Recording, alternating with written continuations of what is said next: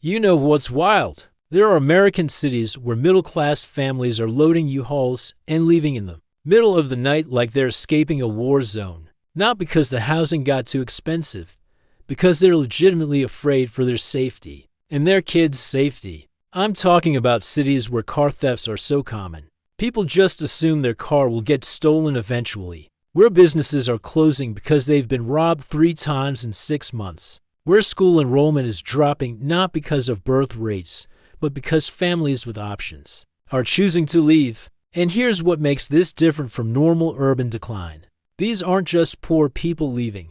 The poor people are stuck, can't afford to move. It's the middle class that's fleeing. The teachers, nurses, middle managers, small business owners.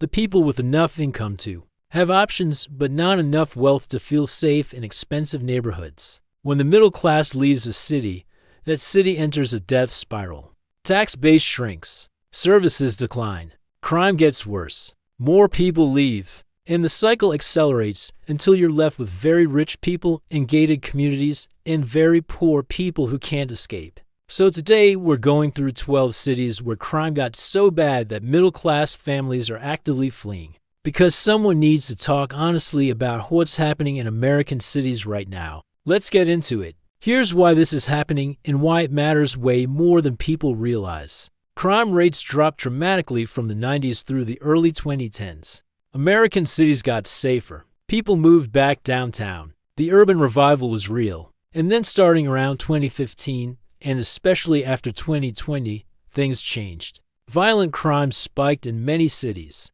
Car thefts exploded. Property crime went through the roof. And crucially, the perception of disorder increased even faster than the actual crime. People seeing tent encampments, open drug use, aggressive panhandling, businesses boarded up. At the same time, police departments faced staffing crises.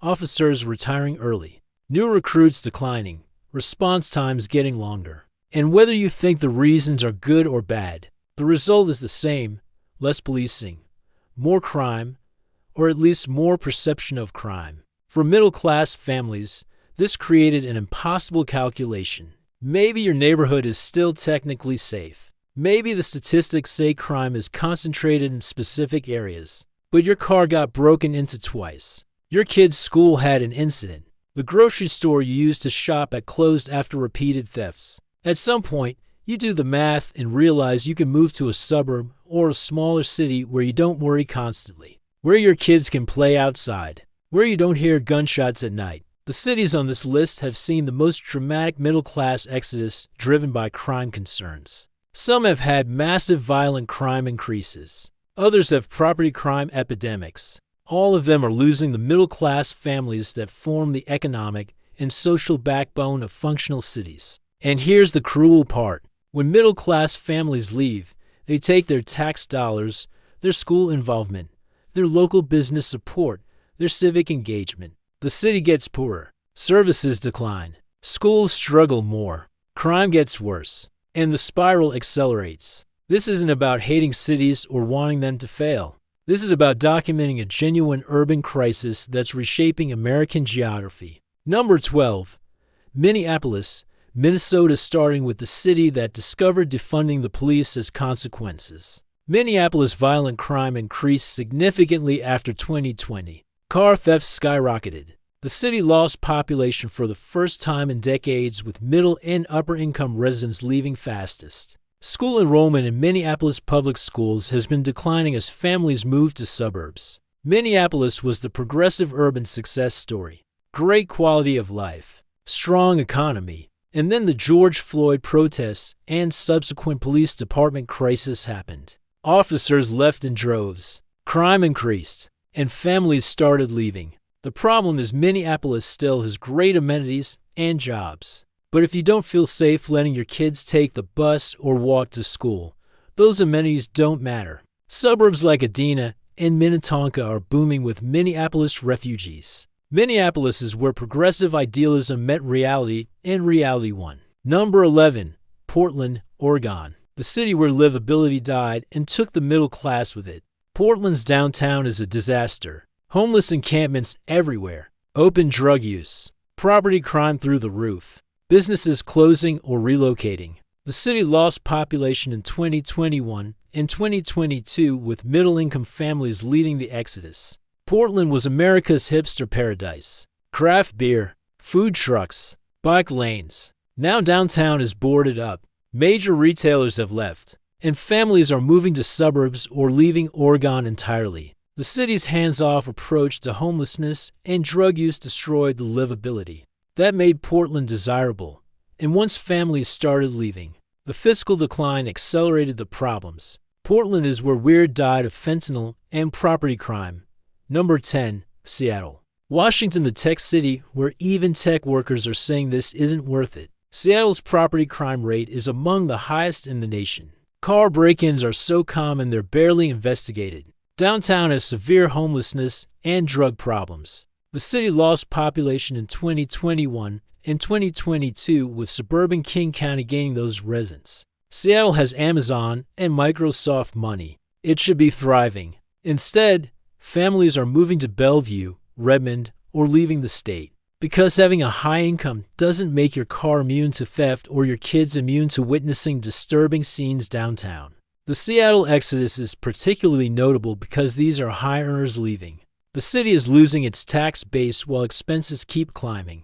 Seattle is where tech money can't solve urban dysfunction.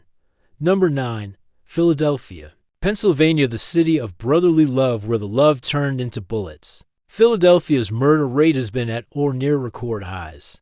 Carjackings exploded.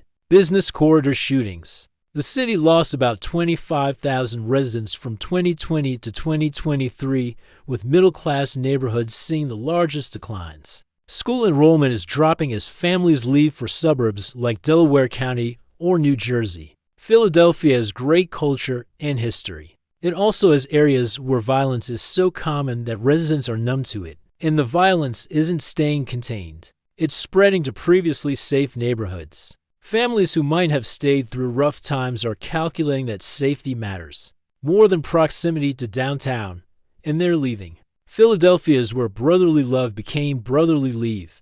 Number 8. San Francisco. California, the city where progressive prosecutors met property crime and lost. San Francisco's property crime is legendary. Car break-ins so common there are maps of safe parking. Retail theft leading to store closures. Downtown office vacancy above 30%. The city lost about 7% of its population from 2020 to 2023, with families with children declining fastest. San Francisco's problems are particularly visible because it's so compact. You can't avoid downtown. You can't avoid the Tenderloin. Families used to tolerate it because of jobs and culture. Now they're moving to East Bay suburbs or leaving the state. The city's approach of not prosecuting most property crime created a free-for-all, and families decided they didn't want to raise kids in a free-for-all. San Francisco is where it's $100,000 salaries can't buy safety or order.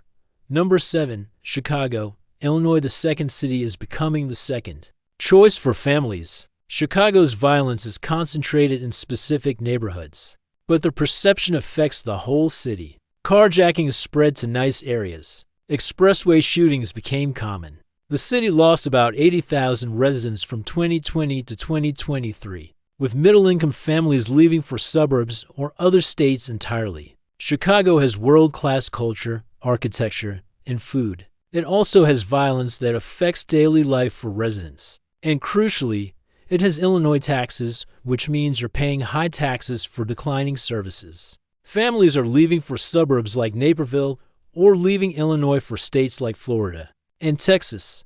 The city is losing both residents and tax revenue while obligations keep climbing. Chicago is where gun violence and fiscal crisis combine to drive away the middle class. Number 6. New Orleans, Louisiana, the city where jazz and murder rates are both high.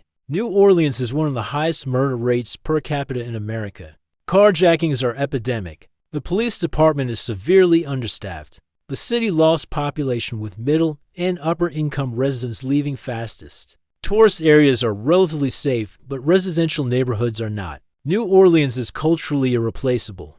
It's also violently dangerous if you're not wealthy enough for the safe neighborhoods. And the police can't respond quickly because they're so understaffed. Families who love New Orleans culture are deciding that culture isn't worth their kids' safety. And once they leave, the city loses more tax base and gets even more dangerous. New Orleans is where cultural richness can't compensate for violent poverty. Number 5. Memphis, Tennessee, the city where the middle class said we're out. Memphis has had extreme violent crime for years. One of the highest murder rates in America. Carjackings and property crime are epidemic. The city has lost about 5% of its population since 2020, with middle-class flight to suburbs like Collierville or Germantown or to other states. Memphis has areas that are legitimately dangerous. And crucially, the violence isn't contained. It bleeds into middle-class neighborhoods. Families don't feel safe and they leave. The problem for Memphis is it's already a relatively poor city. Losing the middle class makes the fiscal situation desperate, and desperate cities can't provide the services that would reduce crime. Memphis is where the blues became the soundtrack to Exodus. Number 4. St. Louis, Missouri, the gateway to the West became the gateway out. St. Louis consistently ranks near the top for violent crime per capita. The city has lost over 60% of its population since 1950, with the decline accelerating recently. Middle-class families live in suburbs or St. Louis County, not the city proper. School enrollment in the city has collapsed. St. Louis's problem is that the city boundaries exclude most suburbs, so the official city population is under 300,000 and getting smaller. The middle class left decades ago and isn't coming back. The city has great neighborhoods, but they're islands surrounded by dangerous areas. And families don't want to raise kids on islands. St. Louis is where the arch stands over a nearly empty city. Number 3. Baltimore, Maryland, the city that inspired The Wire and is still living it. Baltimore has severe violent crime concentrated in specific neighborhoods, but affecting the whole city's reputation. Middle-class flight to surrounding counties is ongoing. The city lost about 35,000 residents from 2010 to 2020, with the decline accelerating. School enrollment is dropping as families leave. Baltimore has tried everything. Nothing works. The violence is entrenched. The police department has been under consent decree, and families with options keep choosing those options. The city still has nice neighborhoods like Federal Hill and Fells Point, but you have to drive through rough areas to get there, and eventually families decide that's not worth it. Baltimore is where The Wire wasn't fiction enough. Number 2. Oakland, California, the Bay Area city where crime made even Californians leave California. Oakland's crime spike has been severe. Robberies in broad daylight, businesses closing after repeated theft, and then now closed a location due to crime, which is unheard of. The city lost population in 2021 and 2022, with middle-income families leaving fastest. Oakland has great weather and Bay Area job access. But when your car gets broken into 3 times and your neighbor gets robbed at gunpoint, the weather doesn't matter. Families are moving to suburbs or leaving the Bay Area entirely. The exodus is particularly damaging because Oakland was gentrifying. The middle class was coming back, and then crime drove them away again. Oakland is where even Californians said this is too much. Number 1. Detroit, Michigan at number 1.